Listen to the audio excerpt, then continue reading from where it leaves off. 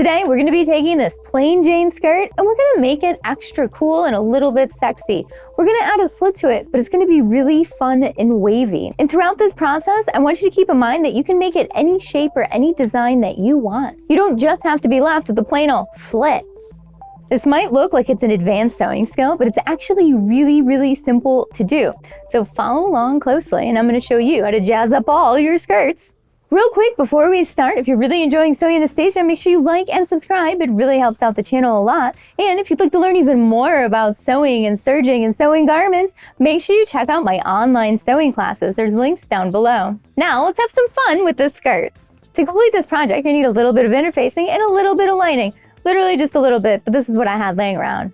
And keep in mind that when you're walking, you are going to see a little bit of this lining, so make sure you pick something that matches or a contrasting color that you want to see when it opens up. Now that you have all your supplies, it's time to decide how high do you want your slit. I've decided to go with 17 inches today on my skirt. Once you've decided how long you'd like your slit, I want you to cut a piece of interfacing about 4 inches wide, and I want you to make it 1 inch to 2 inches longer than the slit length that you want. And then go ahead and use some lightweight fusible and fuse the back of this. We just want to add a little bit of structure to this facing piece. You're also going to want to finish the edge of your fabric. I used the serger today, but you could zigzag or overcast if you don't have a serger. Now we need to decide exactly where do we want the slit on the skirt. Now I would like my skirt to come right above my thigh, in the center of my thigh. So I've put it on and I've put a little mark where that's at, and now we can draw the fun design. So here's where I would like my new slit to be, and it's roughly the same length as well. Now once you have that, we want to take that facing piece that we've created and we want to put the lining side towards the right side of the skirt. And now what we're going to do is make sure that the bottom is hanging down about 1/2 inch, 3/4, whatever you'd like. Basically, we need to have a finished edge down here. So we're going to fold that up and make sure that stays in place. And now we can start pinning. We're gonna pin this facing right over the middle of this line. So right here's the line, and then I wanna make sure it's gonna be in the middle of the facing. And again, we're doing this on the outside of the skirt. I know this might feel a little confusing at first, but trust the process, it's gonna be great. And now what we're going to do is pin all the way around this facing piece so it does not move on us. And we're just gonna work our way through the self of the fabric and this lining piece, and we're just gonna pin it in place so it doesn't move.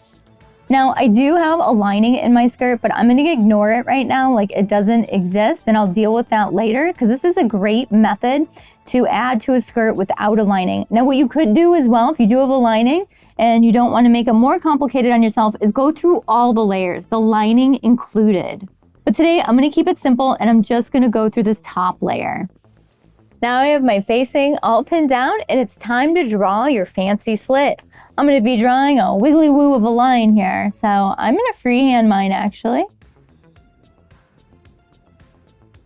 And I'm going to stop right there in the center. And I'm not going to be taking the slit all the way to the top of the facing because we need this distance here for seam allowance to be able to finish the slit opening. So make sure you're not coming all the way to the top of your facing. So now what we're gonna do is we're gonna start at the bottom. We're gonna sew up one side of the design, and then we're gonna come to the top, pivot, and we're gonna sew right down the other side of the design, keeping these stitches really close together, maybe about 1/16 of an inch apart. So we're going to start at the hem, and I'm going to follow that blue line that I drew, my chalk line. And if you need some help sewing curves, make sure you check out my tutorial on that. It's also a great idea to engage your needle down button. And we're just going to work our way right along the line that you drew. Now you could have used rulers for this and made it super precise. I really free-formed it, and I'm free-forming it a little bit around the curve as I sew as well, because I want to do what feels natural.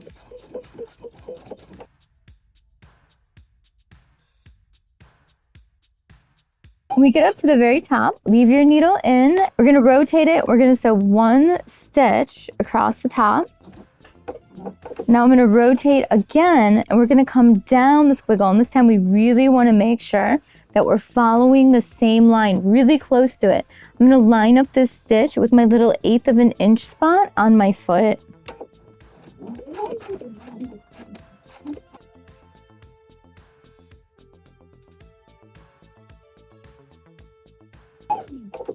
When you get to the bottom, back stitch and cut.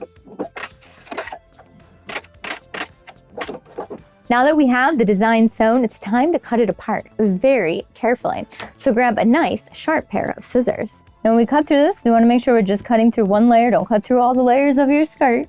And we're going to cut right in the middle of those two lines that you sewed.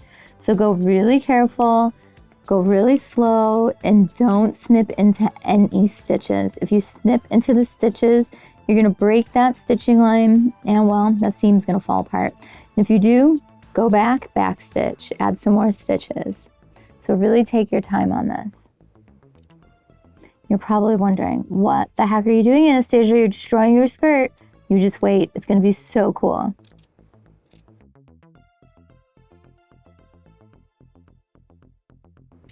There we go. We've completely cut the skirt apart. Now we can remove our pins.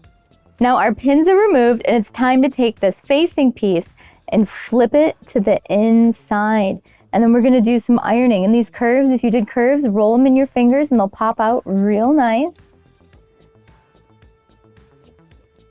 So you're gonna notice you get these curves that are happening, and it's going to end up matching on the other side. So we're also gonna do this side. We're going to push these curves out and give them a good iron. I've ironed my facing to the inside, and our curves are looking beautiful. Let's take a look at it. Look at how awesome our slit looks on our skirt. I'm in love with it. Now we want to really make sure that that lining piece stays to the inside. So I'm going to suggest that you add just like a little tiny edge stitch to this in a matching thread or a contrasting thread if you'd really like it to pop, just to keep everything down and keep it nice and flat and staying to the inside.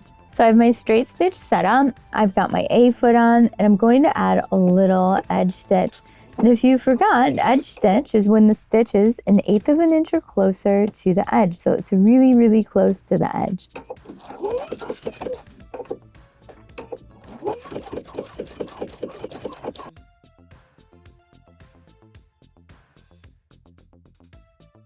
And now I'm all finished with that little edge stitch.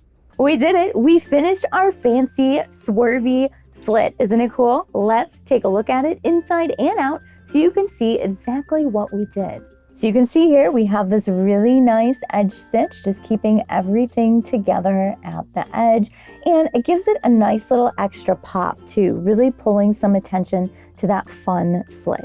And this is what our facing and slit looks like on the back side. So you see that lining piece that's finishing it, and it's not going to go anywhere because we've edge stitched it down.